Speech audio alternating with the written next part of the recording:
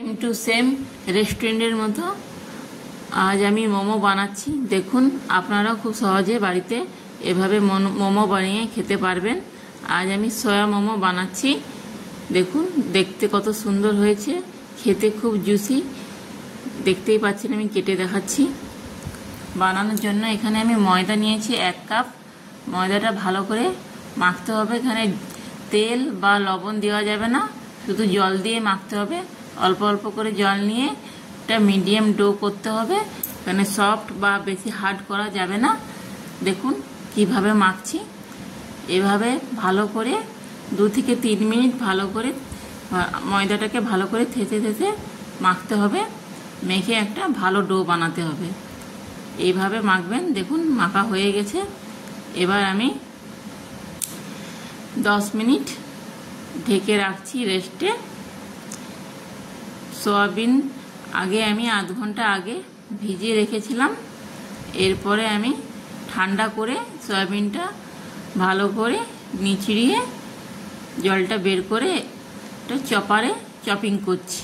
আপনারা চাইলে মিক্সারেও এটা মিক্সিতেও মিক্সিং করতে পারেন। আমি এখানে চপারে চপিং করে নিচ্ছি। দেখুন এইভাবে চপিং হয়ে গেছে। বেশি চপিং করা যাবে না, হালকা একটু মোটা মোটা এইভাবে রাখতে হবে। দেখুন দেখাচ্ছি। এরপরে এটা পাত্রের মধ্যে ঢেলে নিচ্ছি।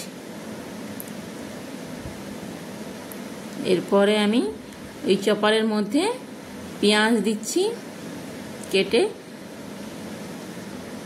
একটা পেঁয়াজ, 5টা রসুনের কোয়া, 2টো কাঁচা লঙ্কা, এই 3টে জিনিস একসাথে দিয়ে আবার চপারের মধ্যে চপিং করে নিচ্ছি।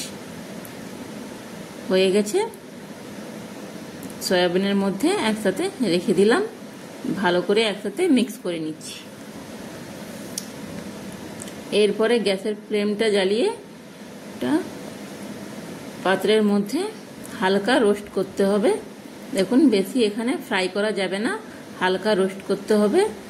মিডিয়াম ফ্লেমে 1 চামচ ঘি দিয়েছি, স্বাদ অনুযায়ী লবণ, গোলমরিচের পাউডার, চাট মশলা দিয়ে ভালো করে মিক্স করে নিচ্ছি।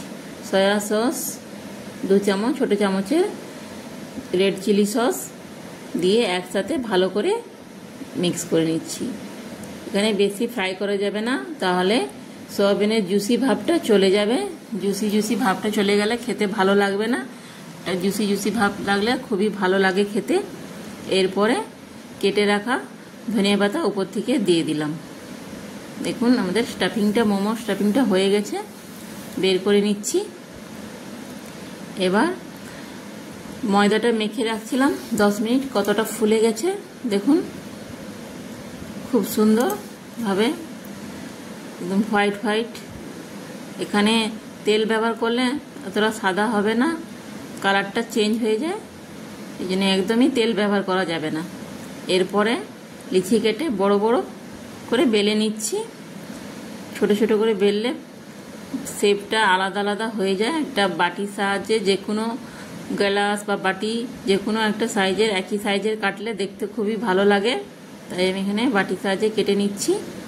এরপরে 1 থেকে 1.5 চামচ করে সব স্টাফিংটার মধ্যে দিয়ে এবার আমি মোমোটা বানাচ্ছি। দেখুন পিছন দিকে নিয়ে সামনের দিকে পাঞ্চ করে করে যাচ্ছি। এভাবে করবেন, যে কোনো শেপে করতে পারেন, যে কোনো ডিজাইন। আমি এইভাবে বানাচ্ছি। এটা খুব সুন্দর দেখতে হয়েছে মোমোটা। দেখুন কত সুন্দর লাগছে।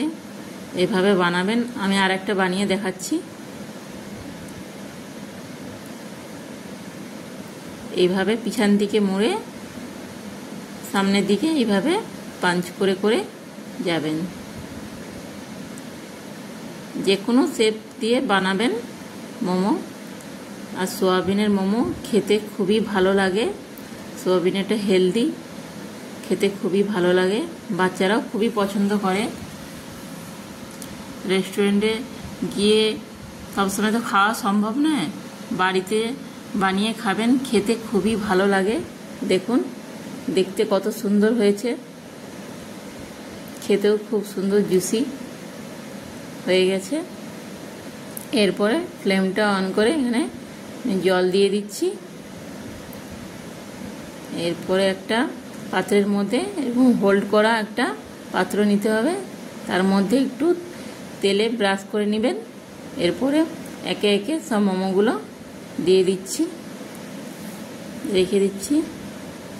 এরপরে উপর থেকে মোমোতে একটু তেল দিয়ে ব্রাশ করে নিচ্ছি, তাহলে মোমোটা খুব সুন্দর সফট থাকে অনেক টাইম পর্যন্ত, আর খেতেও খুবই ভালো লাগে। এরপরে স্টিম করতে বসিয়ে দিলাম, উপর থেকে ঢেকে দিলাম। দেখুন এখানে 8 থেকে 10 মিনিট স্টিম করতে হবে। দেখুন হয়ে গেছে। উপর থেকে হালকা লঙ্কা গুঁড়ো, কেটে রাখা ধনিয়া পাতা ছড়িয়ে দিচ্ছি গার্নিশের জন্যে। দেখতে খুবই ভালো লাগে আর খেতেও খুবই সুন্দর। এরপরে আমি প্লেটিং করছি। খেতে খুবই দারুণ হয়েছে, আপনারাও এভাবে বানাবেন, খাবেন বাড়িতে। দারুণ। টাটা, বাই বাই, আবার দেখা হচ্ছে।